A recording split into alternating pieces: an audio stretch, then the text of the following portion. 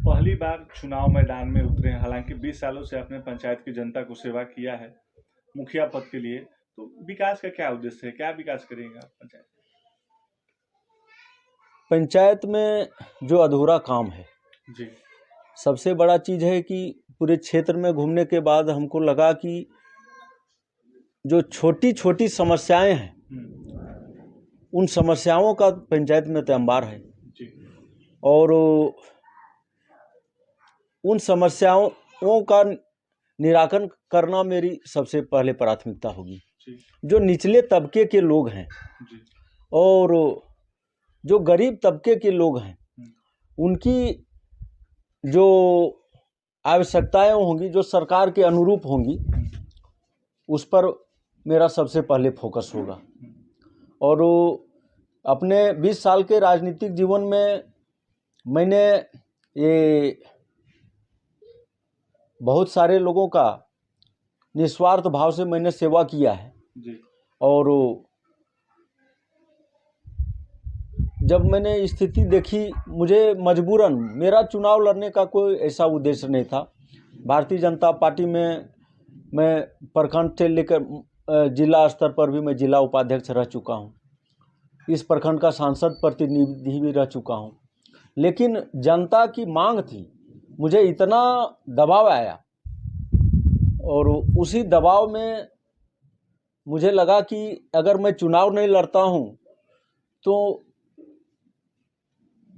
मेरे ऊपर भी प्रश्न चिन्ह उठेगा। राजनीति में कभी न कभी लोगों को, मैंने जो 20 साल में लोगों की सेवा किया है, निस्वार्थ भाव से किया है, मुझे भी लगा कि एक बार आजमाइश हो जाना चाहिए कि क्या मैंने जो किया है जनता के लिए वो सही था या गलत था। लेकिन पूरे क्षेत्र में घूमने के बाद मुझे ऐसा महसूस हुआ कि 20 साल पहले की बातों को भी याद करके लोग बोल रहे थे कि आप 15 साल पहले आपने मेरा ऐसे मदद किया, 20 साल पहले मदद किया। मैं तो इन सारी चीज़ों को लगभग भूल चुका था। मेरा तो एक उद्देश्य है, मैं किसी की मदद करता हूँ तो उसको मैं क्या याद करूँ, मैं क्यों याद रखूँ। मैं इसे अपना कर्तव्य समझ के करता हूँ। समाज सेवा करना चूंकि मैं समाज सेवा से जुड़ा हुआ हूँ और समाज सेवा करना मैं अपना एक धर्म समझता हूँ।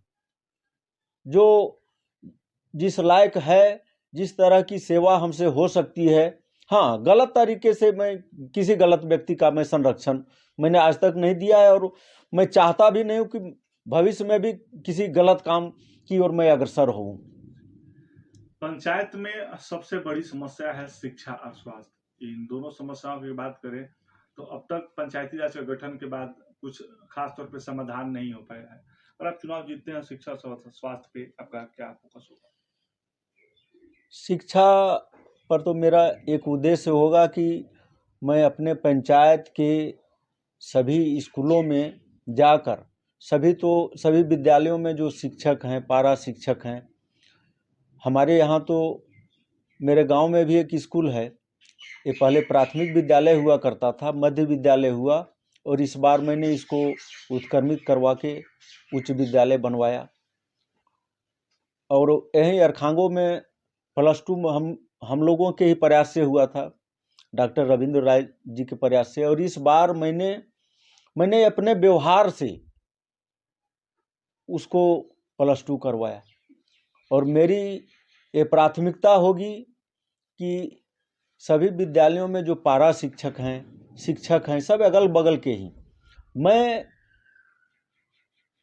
उनसे रिक्वेस्ट करके उनको समझा कर, चूँकि घर गांव के लोग हैं और सारे लोगों से अच्छा संबंध है, तो मैं चाहूँगा कि शिक्षा के क्षेत्र में विकास हो।